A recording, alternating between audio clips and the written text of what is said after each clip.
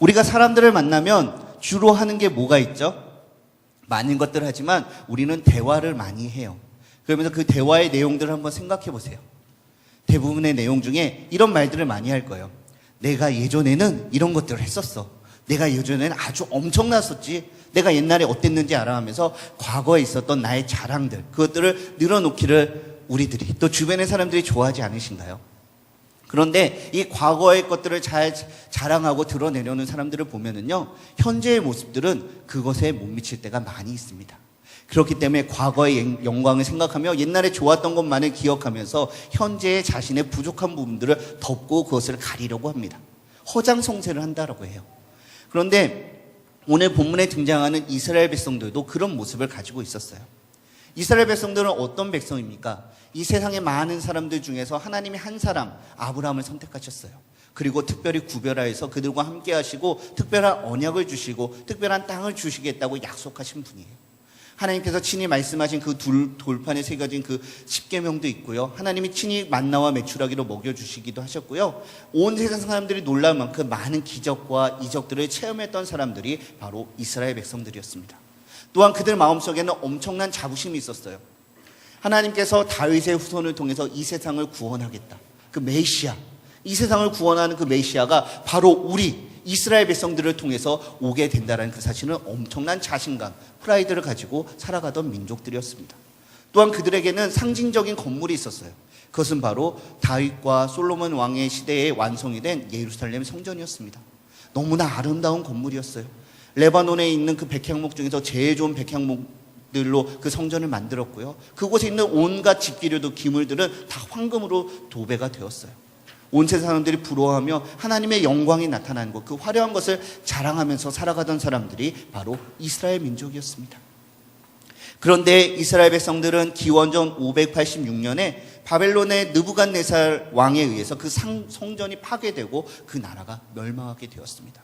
나는 하나님의 특별한 백성이야. 나는 너와 달라. 나는 너보다 달라도 뭐가 한참 달라. 그렇게 자랑했는데요. 그 자존감이, 자신감이 완전히 바닥까지 추락하게 돼버리고 만 거예요. 삶의 기반들이 다 무너졌습니다. 심지어 바벨론 땅으로 포로로 끌려가서 수십 년 동안 고생을 하면서 살아가던 사람들이 바로 이스라엘 백성들이었습니다. 그런데 하나님께서 이방인 왕인 고레스 왕을 통해서 그들에게 회복의 길을 열어주셨어요. 너희가 다시 이스라엘 땅으로 돌아가서 그 성전을 재건하도록 해라라는 놀라운 메시지를 이방인의 왕을 통해서 선포하여 주셨습니다. 이스라엘 백성들이 그 메시지를 들었을 때 그 마음이 어땠을까요? 아, 이제 우리가 다시 옛날의 영광을 회복할 수 있겠구나. 우리가 다시 하나님의 특별한 백성으로서 살아갈 수 있겠구나. 이방인들이 나를 괴롭히고 나를 멸시하고 나를 압제하였는데 어디 한번 두고 보자. 내가 한번 갚아주겠다. 그런 마음을 가지고 부푼 꿈을 안고 고향으로 돌아가지 않았을까요? 그런데 이렇게 희망과 꿈을 안고 돌아온 그들의 고향 이스라엘 땅은 어땠을까요? 그들의 마음 같아서는 그곳에서 하나님께서 주시는 약속, 그 자유, 그 평안을 누려야 되는데 그들의 머리가 고생을 기억해요. 하나님께서 우리에게 자유를 허락하여 주신다고 그것을 누리라고 했는데 그들의 몸이 여전히 고생을 기억하고 있는 것입니다. 왜냐하면 오랜 그 전쟁으로 인해서, 포로 생활로 인해서 그 땅이 너무나 황폐해졌기 때문입니다. 그들이 기억하던 다윗 왕의 찬란한 영광이 있던 그 강력한 왕국은 온데간데 없고요. 전쟁에 망한 패장국, 그 패잔병들이 살고 있는 그 황폐한 땅만이 그들 앞에 놓여져 있는 것입니다. 그들이 알고 있는 그 이스라엘 땅이 아니에요. 내가 왕년에 그랬는데 내가 있었던 그 젊음과 지혜가 나한테 남아있지 않는 거예요. 그런데 하나님께서는 그 자리에서 성전을 지으라라고 말씀하십니다. 사랑하는 성도 여러분, 우리는 어떤 자리에 있으십니까? 과거에 내가 20대, 10대의 그 젊음을 자랑하고 하나님 앞에 뜨겁게 헌신하였는데 지금은 우리의 육신의 기력이 다하여서 50대가 되고 60대가 되고 우리 머리에 흰 눈이 내리고 그 육체와 그 세월의 무상한 가운데 빠져 있으십니까? 사랑하는 우리 청년들, 곧 초등학교, 중학교, 고등학교 열심히 공부했어요. 대학에 들어가면 내가 원하는 대로 다 되겠지라고 생각을 했어요. 그런데 그 대학교가 만만하시던가요? 대학교 4년의 과정을 잘 지나왔습니다. 우리 남자 형제들은 군대도 갔다 오셨어요. 육군 병장 말년 제대하면 얼마나 많은 것들을 할 수 있을 것 같아요. 하지만 그 자존감이 무너지는 데는 딱 일주일이면 충분하지 않던가요? 과거의 영광은 온데 간데 없고 절망과 좌절만이 우리에게 놓여져 있습니다. 내가 뭔가 하려고 하는데 힘이 없어요. 지혜가 없어요. 명예가 없어요. 나를 도와주는 사람이 없어요. 재물도 없어요. 건강도 없어요. 도저히 어떻게 해야 될지 모르겠습니다. 그런 세상 가운데 우리가 많은 순간들을 살아가고 있지 않으신가요? 그런데 하나님께서는 여전히 우리에게 말씀하십니다. 그 성전을 건축하라. 그 성전을 재건하라. 이 성전은 그 건물을 올리라는 그 단순한 의미를 뛰어넘어서 우리의 몸이 거룩한 성전이잖아요. 우리가 이 세상 속에서 하나님의 자녀답게 하나님의 성전의 역할을 감당하라고 우리에게 말씀하시는 것입니다. 하나님이 이 세상에 보내신 그 영적인 지도자로서 우리의 영향력을 발휘하라고 말씀하시는데 우리는 그 말씀을 들으면 아멘은 하지만 우리 마음이 너무나 답답한 거예요. 이스라엘 백성들이 느끼는 고민처럼 그 화려한 과거의 영광이 없습니다. 지혜가 부족합니다. 점점 힘이 떨어지고 있어요. 그런데 하나님은 여전히 우리에게 동일하게 말씀하십니다. 이스라엘 백성들이 그렇게 무기력하게 주저앉은 상태였어요. 성전을 지어야 되는데 생각은 했는데 무려 그 공사가 16년이나 지연되고 있었던 그 상태였습니다.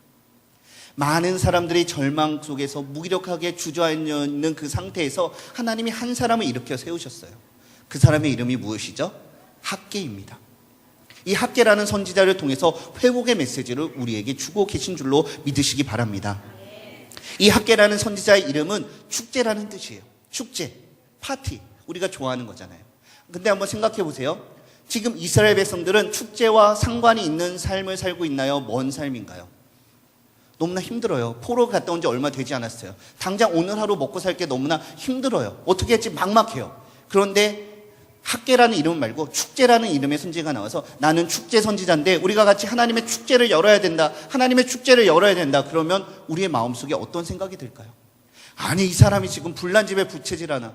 당장 오늘 먹고 살 것도 힘든데 어떻게 축제를 열라는 거지? 아니 당장 오늘도 힘든데 어떻게 그 일을 하라는 거야? 우리 마음속에 그런 불평과 원망과 짜증과 분노가 일어나지 않을까요?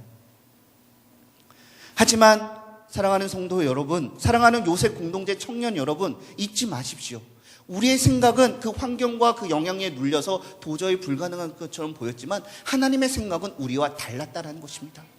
하나님은 그 절망 속에서도 가능성을 보였기 때문에 그 가능성을 보시고 회복의 길을 아셨기 때문에 이 축제라는 이름을 가진 학개 선지자를 통해서 그 선포되는 말씀을 통해서 우리에게 회복의 길을 제시해 주고 계신 것입니다. 오늘 이 학개 선지자를 통해 선포된 말씀을 통해서 우리의 삶이 회복되는 놀라운 역사가 일어나시기를 주님의 이름으로 축원드립니다. 오늘 본문 말씀을 통해서 하나님이 우리에게 제시해 주시는 회복으로 가는 길, 그 첫 번째는요, 바로 우리가 하나님의 말씀에 귀를 기울이는 것입니다. 우리 1절 말씀 다시 한번 읽어봅시다. 1절입니다. 시작. 다리오 왕 제2년 여섯째 달 곧 그 달 초하루에 여호와의 말씀이 선지자 학개로 말미암아 스알디엘의 아들 유다 총독 스룹바벨과 여호사닥의 아들 대제사장 여호수아에게 임하니라. 이르시되 아멘. 이 학개 선지자를 통해서 말씀이 선포되고 있는 이 시기는요, 여섯째 달 곧 그 달 초하루라고 해요. 쉬운 말로 말하면 6월 1일이에요. 근데 이 6월이요, 지금 우리가 쓰는 달력으로 이 태양력으로 변환해서 말하면요, 9월 달쯤 돼요. 9월은 어떤 계절이죠? 가을이 다가오고 있어요. 가을에는 뭘 해야 되죠? 여름엔 열심히 씨를 뿌리고 땀을 흘리면서 가을이면 풍년되어 우리가 행복하잖아요. 바로 이스라엘 백성들이 그 추수를 하는 초막절, 수장절을 바로 앞에 두고 있었던 그 시기였어요. 한번 생각해 보세요. 당장 한 달 뒤에, 두 달 뒤에 우리가 1년 동안 수고한 그 농사를 거둬들여야 돼요. 얼마나 바쁘겠어요. 얼마나 할 일이 많겠어요. 분주하고 그래도 내가 열심히 수고한 것에 대한 그 기대감 가운데 올해는 많은 흉년이 들었을까? 오늘은 풍년이면 풍년인 대로, 흉년이면 흉년인 대로 걱정과 많은 생각들이 교차하던 그 시기에 바로 하나님께서 말씀을 선포하고 계시는 것입니다. 그런데 당시 이스라엘 백성들은요, 여기 1장의 말씀들을 보니까 하나님의 말씀에 순종하지 않았어요. 성전을 재건하는데 열심히 했어야 되는데 그것은 뒷전이고요. 자신들의 삶을 건축하고 자기가 살 집을 건축하는 데만 바빴던 것이 이스라엘 백성들의 모습이었습니다. 지금 초하루에 이스라엘 백성들이 모여서 하나님의 말씀을 듣는 것입니다. 이 초하루는요, 이스라엘 백성들에게 월삭이라고 해서요, 1년에 12번 그 초하루를 하나님 앞에 특별한 제사를 드리던 날이었어요.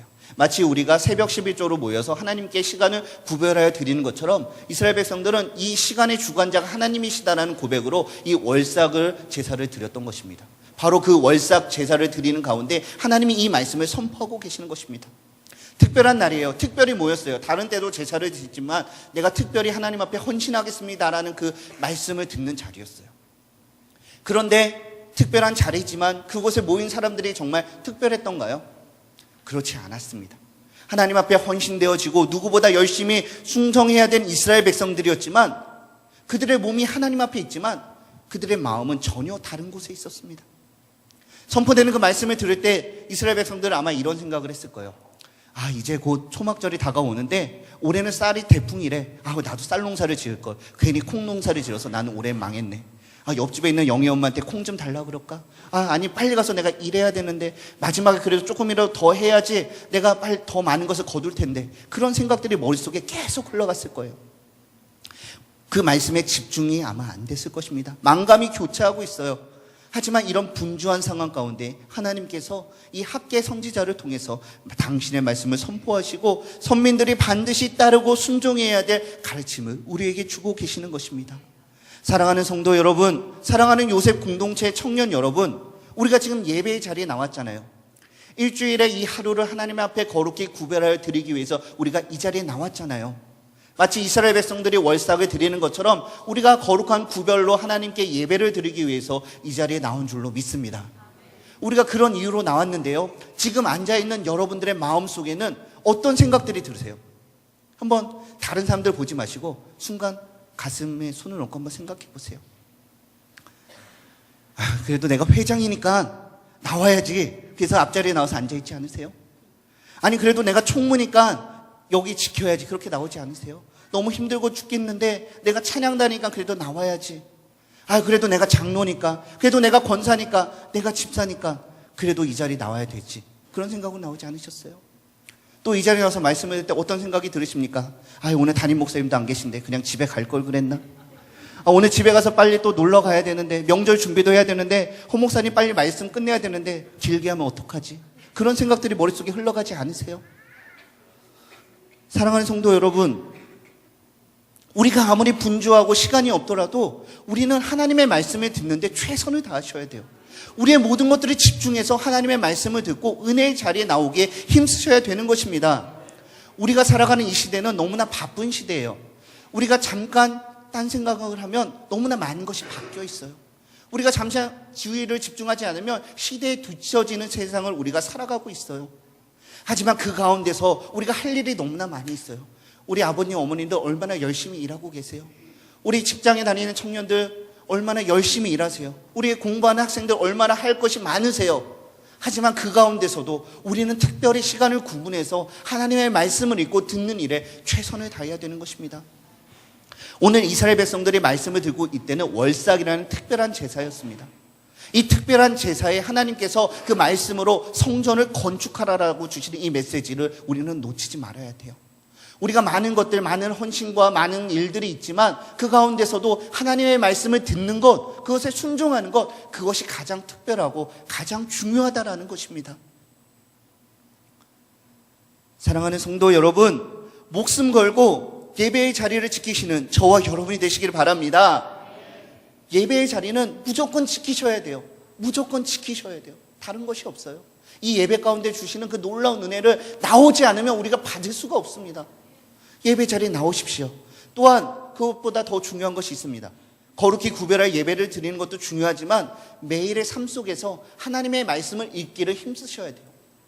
매일 가정 예배를 드리십시오. 매일 큐티를 하십시오. 새벽 예배와 수요 예배와 금요 예배를 통해서 다양한 방법을 통해서 내가 할 수 있는 모든 것들을 다해서 하나님의 말씀을 읽는 방법을 찾아내셔야 돼요.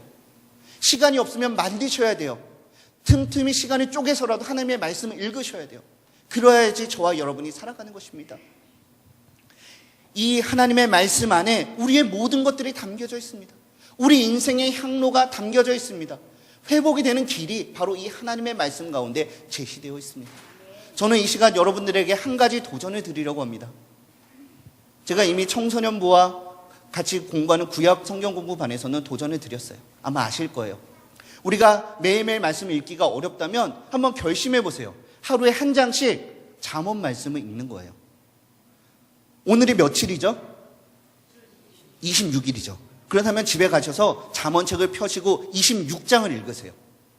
우리가 날마다 성경 읽기를 결정하는데 하다 실패하는 게 뭐냐면, 새해에는 내가 열심히 성경을 읽겠습니다라고 시작을 하는데 창세기, 출애굽기 열심히 읽어요. 그런데 30장 넘어가면서 제사가 나오고 율법이 나오면서 머리가 헷갈려집니다. 그리고 레위기를 들어가면서 완전히 멘붕에 빠지죠. 그러면서 다시 한번 놓고 올해는 안 되겠습니다. 내년에 다시. 그러면서 창세기, 출애굽기 그러다가 정말 우리가 성경 한 번 읽기가 너무나 힘들잖아요. 그래서 생각한 것이 바로 잠언 읽기입니다. 쉬워요. 어렵지 않아요. 잠언 1장부터 31장까지 다 읽겠습니다. 그런 거 욕심이에요. 버리세요. 내가 그렇게 읽을 수 있는 거 착각이에요. 그거 버리세요. 그냥 오늘이 1일이면요. 피시고 1장을 읽으시면 돼요. 그리고 내일 못 읽었다고 해서 4일에 1, 2, 3, 4장 다 읽겠다고 하지 마세요. 그거 욕심입니다. 그냥 4일에는 4장을 읽으시면 돼요.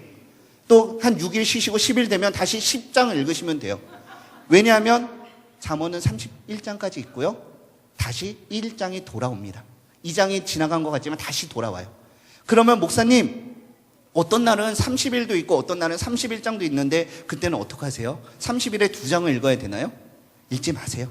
그 달에는 그냥 31장 안 읽으셔도 돼요. 그냥 바로 과감하게 놔두시고 1장으로 돌아가세요. 우리가 하루에 잠언 읽기를 한 장씩 하잖아요. 1년이면 잠언을 12번 읽을 수 있어요. 2년이면 24번 읽어요. 3년이면 36번 읽어요. 10년, 20년 한번 집에 가서 계산해 보세요. 우리가 짧은 시간 잠언 한 장 읽는데 제가 해보니까 5분도 안 걸려요. 그 짧은 5분, 그 시간 우리가 하나님의 말씀에 집중하고 읽으려고 사모할 때 하나님께서 우리에게 놀라운 축복을 허락하여 주실 줄로 믿습니다. 매일매일 읽는 그 말씀을 통해서 우리는 새로운 힘을 공급받고 우리가 나아갈 길을 제시해 주시는 그 하나님, 그 음성을 들으시는 저와 여러분이 되시기를 바랍니다. 오늘 본문 말씀을 통해서 알 수 있는 회복으로 가는 두 번째, 그것은요, 하나님의 말씀을 있는 그대로 받아들이는 것입니다. 우리 2절 말씀 읽어보겠습니다. 2절이에요. 시작. 만군의 여호와가 이같이 말하여 이르노다. 이 백성이 말하기를 여호와의 전을 건축할 시기가 이르지 아니하였다 하느니라. 아멘. 우리가 하나님의 말씀을 들을 때 잘하는 게 있어요. 제일 잘하는 건 아멘이죠. 아멘, 아멘, 아멘, 아멘. 하나님, 제가 그대로 하겠습니다. 아멘이에요. 그런데 어떤 부분에서는 아멘이 안 나올 때가 있잖아요. 하나님, 요거는 좀 아닌 것 같아요.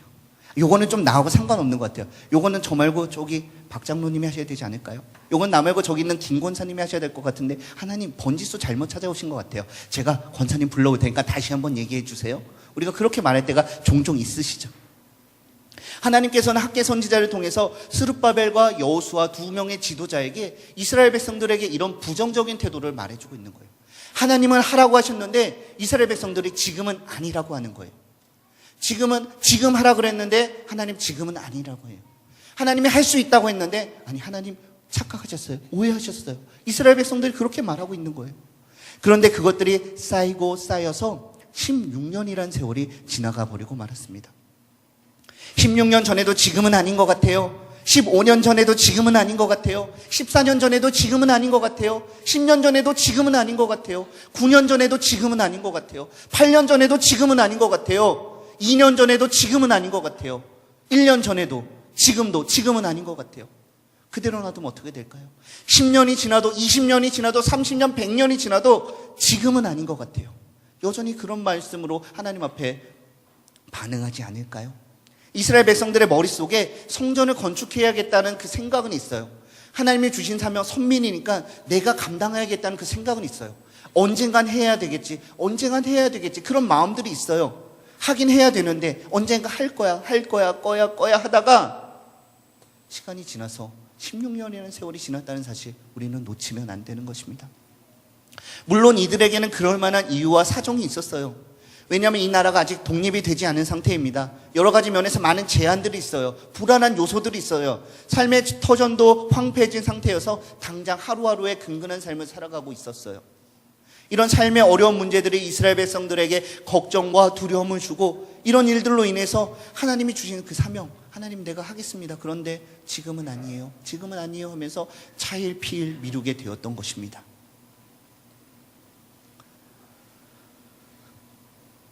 처음에는 그랬어요. 힘들어서 그랬어요. 처음에는 그랬어요. 바빠서 그랬어요. 처음엔 그랬어요. 자신이 없어서 그랬어요. 처음엔 그랬어요. 언젠간 할 거라고 믿었어요. 그런데 시간이 지나면 지날수록 하나님의 일에 대한 부담감과 하지 못하는 안타까움이 있었지만 세월이 지나면 지날수록 그것마저도 희미해졌습니다.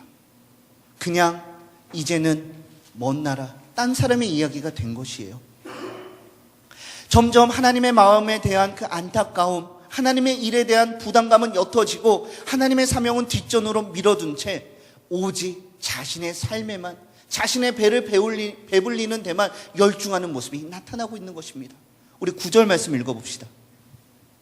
9절이에요. 시작. 너희가 많은 것을 바랐으나 도리어 적었고 너희가 그것을 집으로 가져갔으나 내가 불어버렸느니라. 나 만군의 여호와가 말하노라. 이것이 무슨 까닭이냐. 내 집은 황폐하였으되 너희는 각각 자기의 집을 짓기 위하여 빨랐음이라. 아멘. 이것이 무슨 까닭이냐. 내 집은 황폐하였으되 너희는 각각 자기의 집을 짓기 위하여 빨랐음이라 라고 하나님이 우리에게 말씀하고 계십니다. 우리가 사람들의 눈은 가린다고 생각을 하지만 내가 이래서 다른 사람들 이해시킬 수 있었지만 하나님은 우리 마음의 중심을 보시는 분이에요. 그것이 핑계가 되고 하나님 앞에 그 말씀을 불순종하는 모습들 하나님이 다 알고 계세요. 그래서 하나님이 말씀하시잖아요. 너희가 내 일에는 느리지만 너희의 일에만 빠르다라고 우리에게 말씀하고 계시는 거예요. 사랑하는 성도 여러분, 이 이스라엘 백성들이 우리의 모습이 아닌가 돌아보시기 바랍니다. 하나님이 우리에게 말씀을 주실 때 우리는 어떻게 반응합니까? 하나님, 좋은 말씀 감사합니다. 그런데 지금은 아직이에요. 다음에요. 지금은 좀 그런데 잠시만요. 여보세요? 그러고 딴 데 가지 않으세요? 그렇게 하나님의 말씀에 내가 내 생각에는 꼬리표를 붙이면서 나만의 복음서, 나만의 성경책을 만들고 계시지 않으십니까? 하나님 조금 더 건강해지면은요, 하나님 조금 더 시간이 많아지면은요, 하나님 조금 더 지나서 우리 애들 학교 다 들어가면은요, 하나님 우리 아들 군대 갔다 오면은요, 하나님 지금은 좀 바빠서 이 바쁜 거 좀 지나면요, 우리에게 주어진 시간이 그렇게 많지가 않습니다. 사랑하는 성도 여러분, 저와 여러분은 성도예요. 이 성도라는 것은 하나님께서 특별히 부르셨다라는 거예요. 이스라엘 백성들이 그 선민이라는 자부심을 가졌던 것처럼 우리도 영적으로 아브라함의 후손이 되어서 이 땅 가운데 선민으로서의 삶을 살아야 돼요. 그것은 바로 하나님이 지금 저와 여러분을 통해서 2014년 1월 26일 오늘 하고자 하는 일이 있다고 말씀하시는 거예요.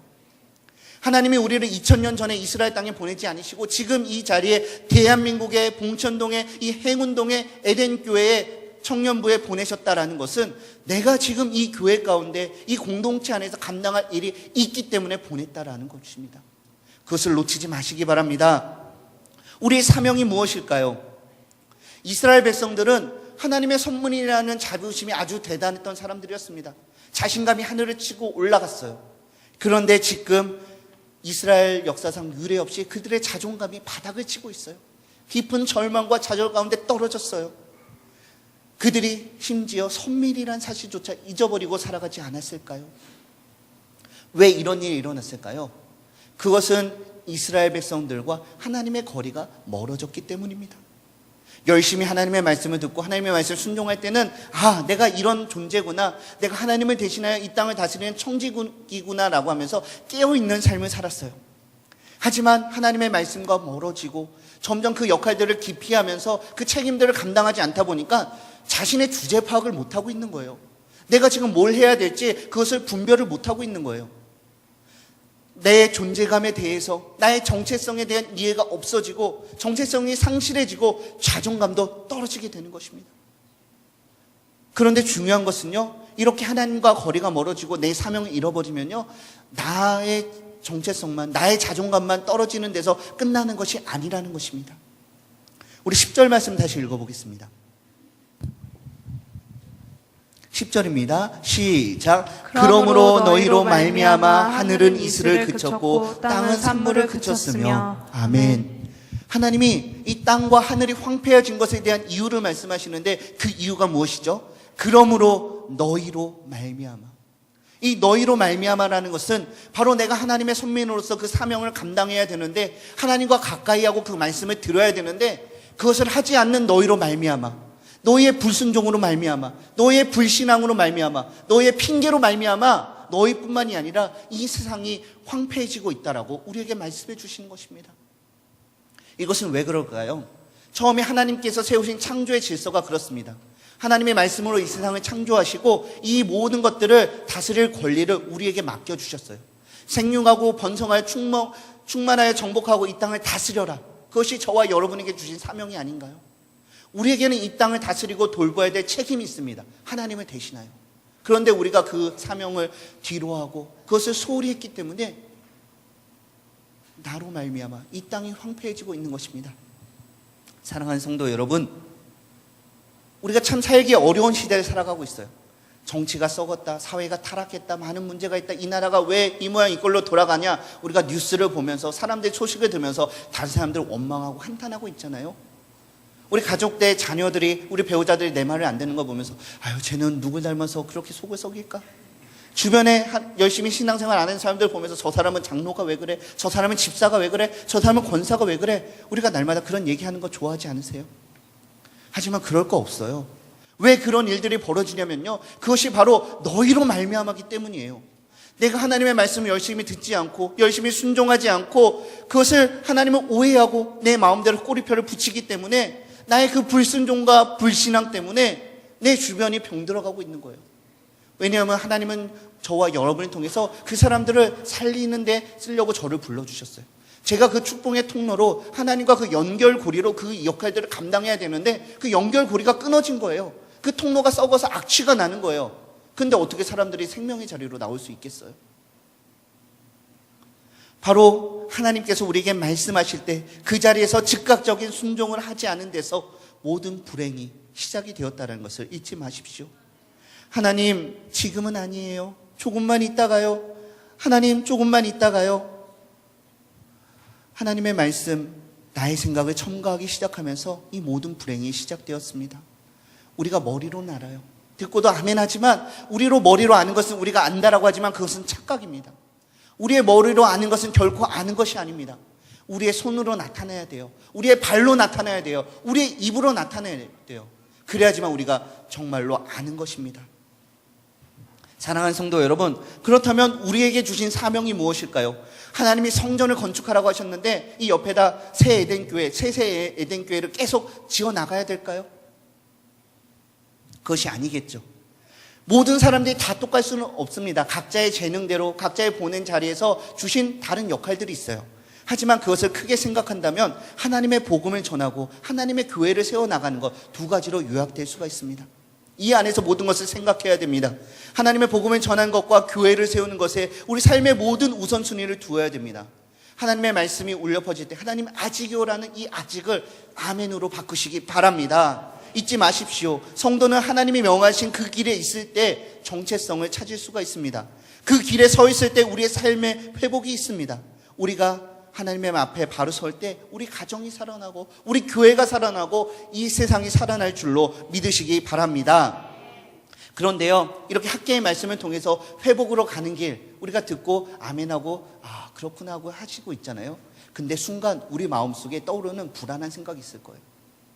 아 내가 아멘 했는데 그럼 하나님이 전 재산을 다 바쳐라 그러시면 어떡하지? 아 내가 지금 힘든데 이것 해라 그러시면 어떡하지? 내가 아멘 했는데 그래도 해야 되지 않을까? 아 하지 말 거 괜히 했나? 그냥 작게 할 거 내가 괜히 큰 소리로 했나? 내가 아멘 하는 거 옆에 저 권사님도 들었는데 저 목사님도 들었는데 이따 와서 나 찾으면 내가 에이 모르겠다 도망가야겠다. 그런 생각 혹시 하시는 분 있으실까요? 그것은 아주 잘못된 생각입니다.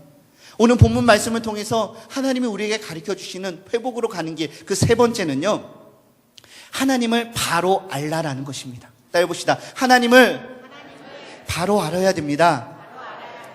할렐루야. 아멘. 우리 8절 말씀입니다. 8절입니다. 시작. 너희는 산에 올라가서 나무를 가져다가 성전을 건축하라. 그리하면 내가 그것으로 말미암아 기뻐하고 또 영광을 얻으리라. 여호와가 말하였느니라. 아멘.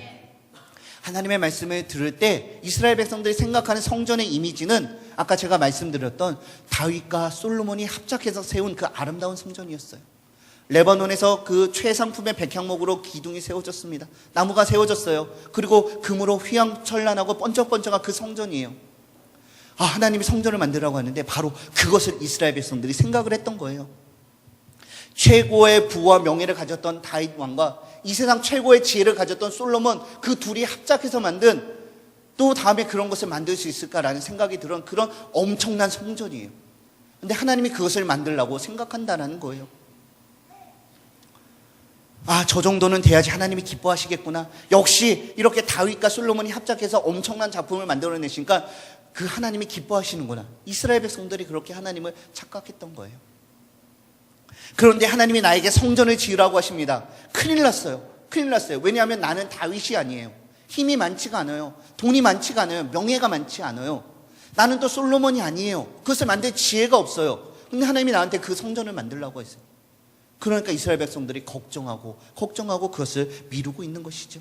지금 내 형편이 어떤가요? 백향목은커녕 금은커녕 당장 오늘 하루를 걱정하고 있는 그 형편입니다. 도저히 엄두가 나지 않아요. 바벨론 포로 생활에서 귀환한 이스라엘 백성들이 하나님의 말씀에 주저하고 순종하지 못한 데는 이것이 아마 큰 원인이 되지 않았을까요? 내가 다윗처럼 가진 것이 없는데, 내가 솔로몬처럼 지혜가 없는데 하나님이 그 엄청난 사명을 감당하고 하시라니 정말 큰일이다. 어떻게 할 수 있을까?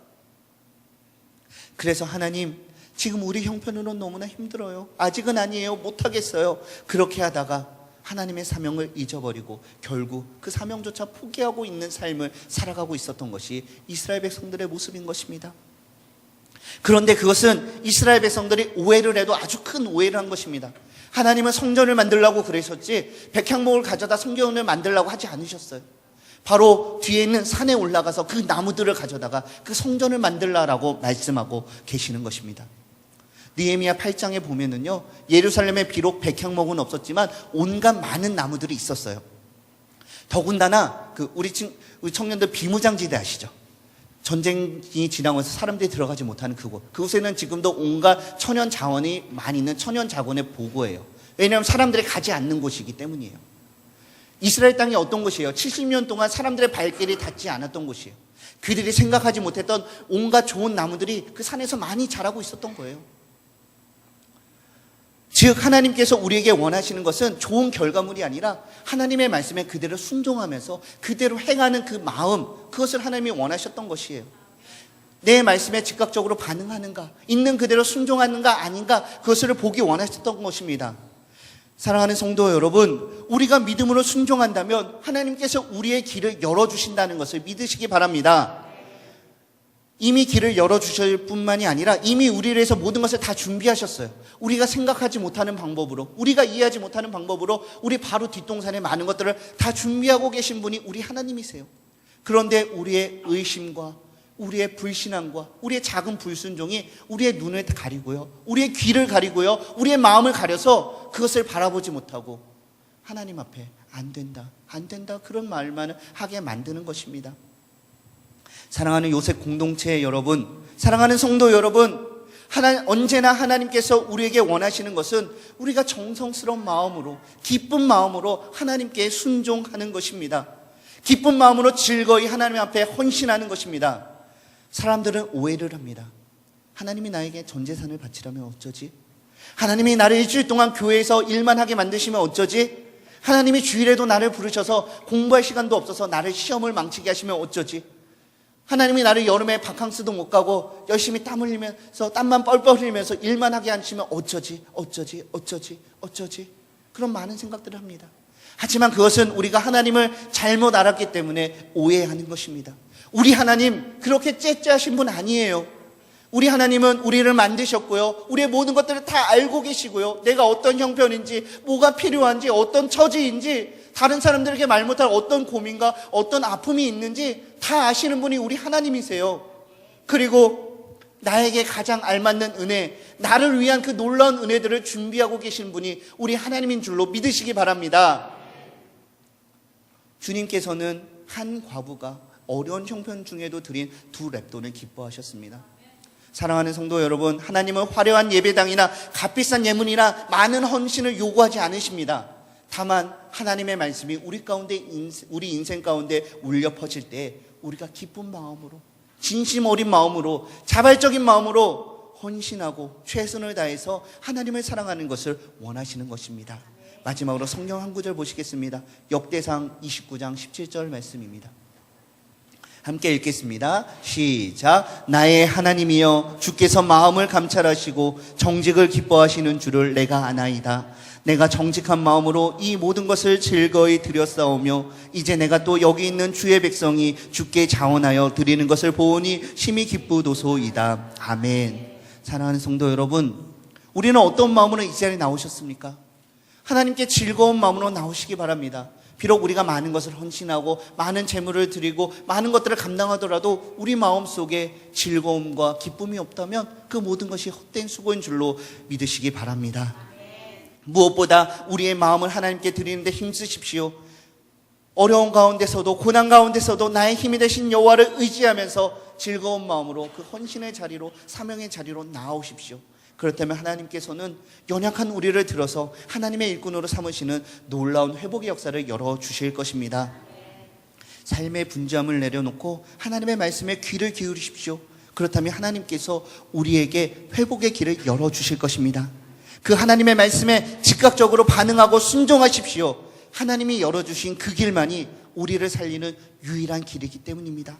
하나님을 오해하지 마십시오. 하나님은 우리가 가는 그 길마다 우리만을 보내놓고 우리만 고생시키는 분이 아니라 때로는 우리보다 앞서가시며 때로는 우리와 함께 가시며 때로는 우리 뒤에 가시며 가는 그 곳곳마다 주의 강한 손으로 나를 보호하여 주시고 그 나라에 들어갈 때까지 영원토록 나를 떠나지 아니하시는 그분이 우리의 하나님이신 줄로 믿으시기 바랍니다. 우리 들은 말씀 생각하며 함께 기도합시다. 하나님, 내가 무엇보다도 하나님의 말씀을 사모하는 마음을 갖게 하여 주시옵소서.